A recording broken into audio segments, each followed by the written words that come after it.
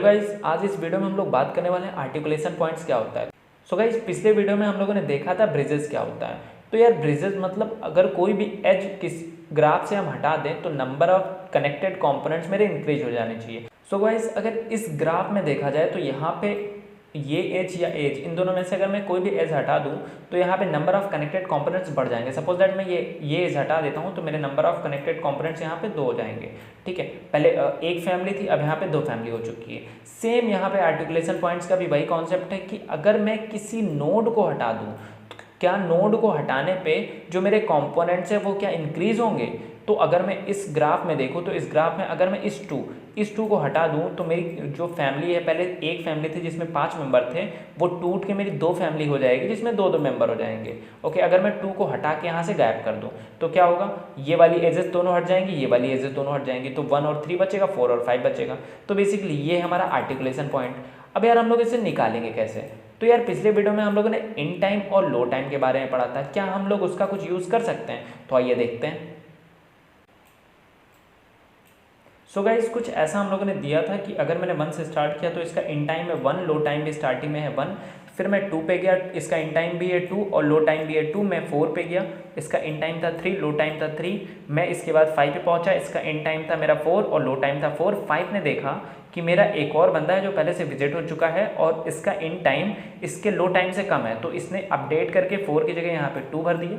Now back track करते समय 4 ने चेक किया क्या इसका चाइल्ड जो है, इसका जो लो टाइम है, लो टाइम किसका बढ़ा है, अगर इसके चाइल्ड का लो टाइम इससे ज़्यादा होगा, इसके लो टाइम से ज़्यादा होगा तो बेसिकली यहाँ पे क्या हो जाएगा, यहाँ पे एक ब्रिज आ जाएगा। लेकिन हमने देखा कि इसका जो चाइल्ड था यानी 4 का जो चाइल्ड था 5, उसका लो टाइम इससे कम है, तो यहाँ पे कोई ब्रिज नहीं मिलने वाला और यहाँ पे क्या होगा, ये जो 4 होगा ये अपना लो टाइम भी अपडेट करके 2 कर लेगा। बेसिकली ये हम लोगों ने पिछले वीडियो में डिटेल में बात की थी। नाउ अब मैंने चेक किया क्या 2 और 4 बैक ट्रैक करते समय क्या 2 का लो टाइम 4 का लो टाइम यानी 2 का जो लो टाइम है कहीं से छोटा तो नहीं है, तो नहीं है छोटा, इसलिए ये भी ब्रिज नहीं हो सकता और ये अपडेट करने की कोशिश करेगा, पर इसका लो टाइम बराबर है तो अपडेट करने से कोई फायदा नहीं।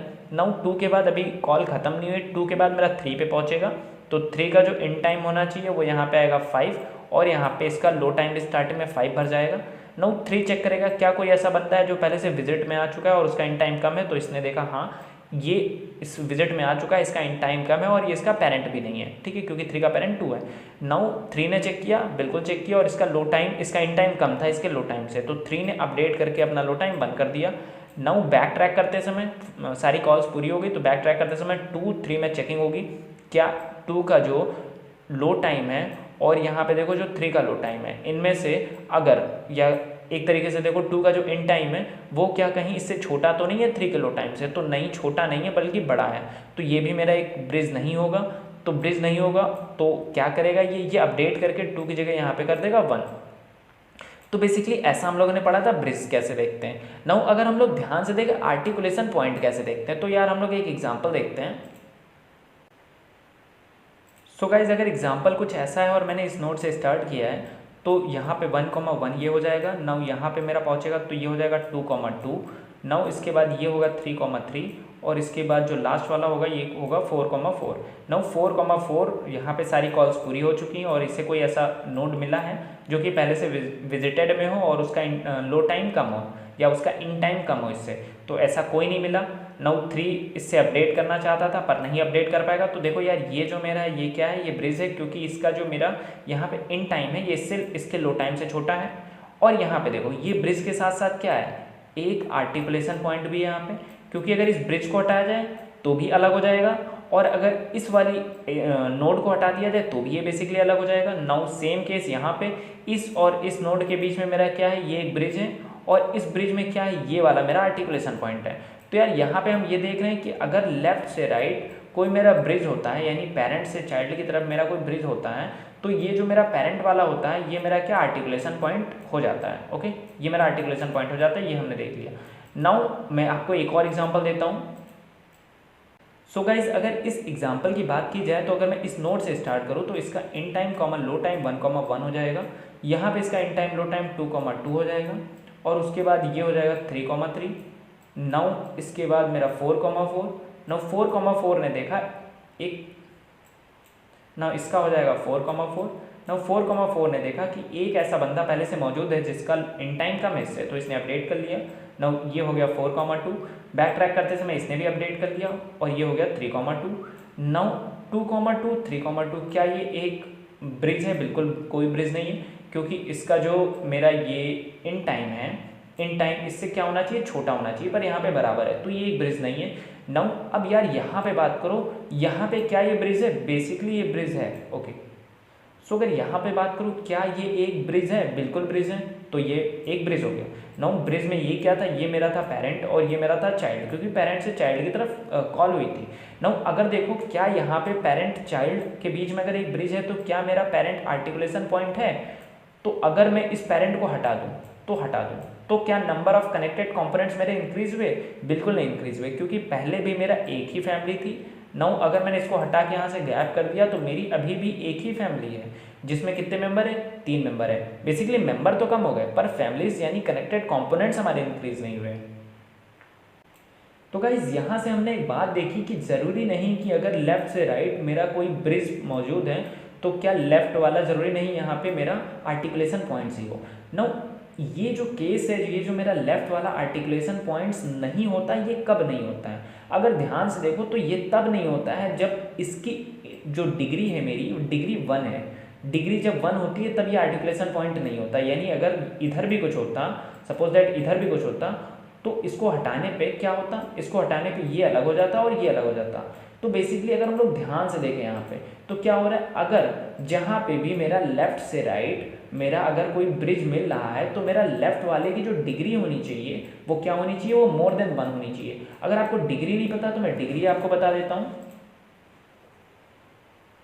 अगर मैं इस एग्जांपल की बात करूँ तो डिग्री क्या है इस नोड की? बेसिकली इस नोड की जो डिग्री है वो है 2। डिग्री का मतलब हम लोग ऐसे समझ सकते हैं कि किसी नोड की डिग्री वो है जब हम उस पर DFS कॉल करें तो मुझे जितनी बार DFS कॉल करनी पड़े, क्या करने के लिए? टोटल सारे ग्राफ को विजिट करने के लिए। तो अगर मैं इस ग्राफ को स्टार्ट मानता हूँ तो अगर स्टार्ट से कॉल करूँ तो एक बार मैं इधर का कोई नोड दे दूंगा तो मेरे DFS कॉल से इधर के सारे विजिट हो जाएंगे, और मैं इधर का नोड दे दूंगा तो सारे इधर के विजिट हो जाएंगे। एक और देखने की बात यह है कि जो भी मेरा जितने भी मेरे नोड्स थे जहाँ पे ब्रिज वगैरह आ रहे थे वो या फिर स्टार्ट होते थे या फिर स्टार्ट होता था या फिर उनकी डिग्री मोर देन 1 होती थी। सपोज दैट मैंने 1 से स्टार्ट किया और 1 से होता हुआ 2 से होता हुआ कहीं जा रहा है, तो ऑब्वियसली अगर 2 से इधर कुछ है और 2 मेरा स्टार्ट नहीं है, यानी स्टार्ट कहीं इधर होगा, यानी अपने आप इसकी डिग्री 1 से ज़्यादा हो गई। चेक सिर्फ वहाँ पे करना पड़ता है कि जिस नोड से मैंने कॉल किया है और जिस नोड पे मेरा ब्रिज मिल रहा है वो कहीं स्टार्ट तो नहीं है, यानी वो कहीं रूट नोड तो नहीं है। तो बेसिकली अगर मेरा रूट नोड होगा ना तो वहाँ पे क्या होने वाला है, वहाँ पे उसकी मैं डिग्री भी चेक करूँगा क्या इसकी डिग्री मोर देन 1 है कि नहीं।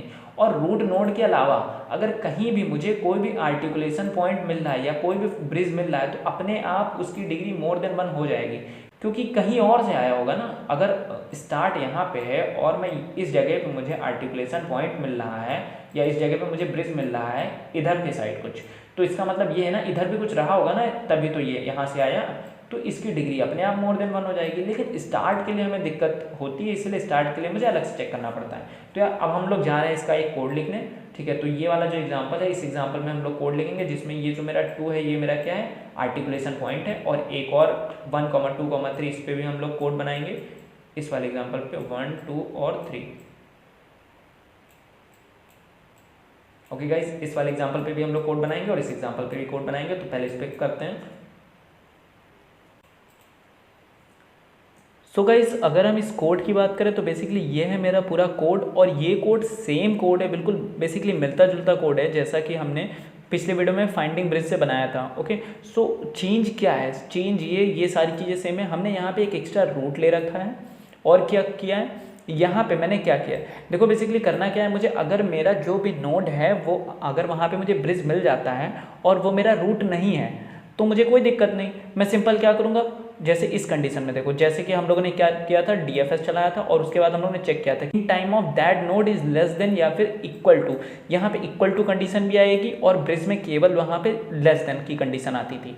And node not equal to root, जिस नोड की बात हो रही है अगर वो रूट नोड नहीं है तो मेरा लेफ्ट वाला यानी ये जो मेरा नोड होगा ये क्या हो जाएगा, आर्टिकुलेशन पॉइंट हो जाएगा। और मैं सेम अपडेट कर दे रहा हूँ और यहाँ पे सेम कोड जो कि मैंने पिछले वीडियो में पढ़ा था, ठीक है। नाउ बेसिकली मैं रूट के लिए क्या कर रहा हूँ, मैं रूट के लिए ये कर रहा हूँ कि मैंने स्टार्टिंग में हर फंक्शन पे मैं क्या कर दे रहा हूँ, सी की वैल्यू 0 कर दे रहा हूँ, यानी हर नोड पे। और जिस नोड की डिग्री मोर देन 1 होगी, यानी 2 3 कुछ भी हो सकती है, ठीक है, तो वो क्या हो जाएगा मेरा, वो मेरा आर्टिकुलेशन पॉइंट हो जाएगा वो नोड, ठीक है। अब नोड की वैल्यू बढ़ तभी रही है जब नोड मेरा रूट नोड हो रहा है, यानी अगर किसी रूट नोड पे मोर देन 1 टाइम्स मेरी फॉर लूप ये कॉल हो तो क्या होगा, वहाँ पे क्या हो जाएगा, वहाँ पे सी की वैल्यू बढ़ती रहेगी। और मैं चेक कर लूँगा जहाँ पे मेरी सी की वैल्यू मोर देन 1 हुई है वो मेरा क्या हो जाएगा, आर्टिकुलेशन पॉइंट हो जाएगा। तो बेसिकली अगर मैं इसको रन कराऊँ तो मेरा इसका आंसर जो आएगा वो यहाँ आप देख सकते हैं, इसका आंसर है आर्टिकुलेशन पॉइंट 2, यानी बेसिकली जो मेरी आर्टिकुलेशन पॉइंट है वो 2 है। अब यार हम लोग एक और इनपुट पे बात कर लेते हैं। सो अब हम लोग दूसरे इनपुट देखने वाले हैं जो हमने दूसरा किया था, यानी 1 2 से कनेक्टेड है, 2 3 से कनेक्टेड है और मेरा 3 जो है वो 1 से कनेक्ट है। ओके, नाउ मेरा क्या होने वाला है, मेरा अगर मैं इस पर रन कराऊँ तो इस पर क्या आर्टिकुलेशन पॉइंट है एक भी, तो बेसिकली यहाँ पे एक भी मेरा आर्टिकुलेशन पॉइंट नहीं आना चाहिए। जैसा कि एग्जांपल में देख सकते हैं, अगर 1 को हटाओ तो भी कनेक्टेड कंपोनेंट्स बढ़ नहीं रहे, 2 को हटाओ तो भी नहीं, 3 को हटाओ तो भी नहीं। तो अगर मैं यहाँ पे रन कराऊँ तो मेरा आर्टिकुलेशन पॉइंट कुछ भी नहीं आना चाहिए, यानी नल आना चाहिए। तो देखिए यहाँ पे कोई आउटपुट नहीं आ रहा है, ठीक है, यानी मेरा यहाँ पे आर्टिकुलेशन पॉइंट कोई नहीं होगा। और सपोज दैट मेरा 1 से 3 ये एज नहीं होती तो मेरा क्या होता, 1 से 3 मेरी एज नहीं होती तो मेरा आर्टिकुलेशन पॉइंट हो जाता, वो हो जाता 2। ओके, नाउ अब मैं आर्टिकुलेशन पॉइंट, इसका आंसर आना चाहिए मेरा 2। सो गाइज ये था मेरा आर्टिकुलेशन पॉइंट का कोड। मिलते हैं अगले वीडियो में नए कॉन्सेप्ट के साथ। Thank you and have a nice day.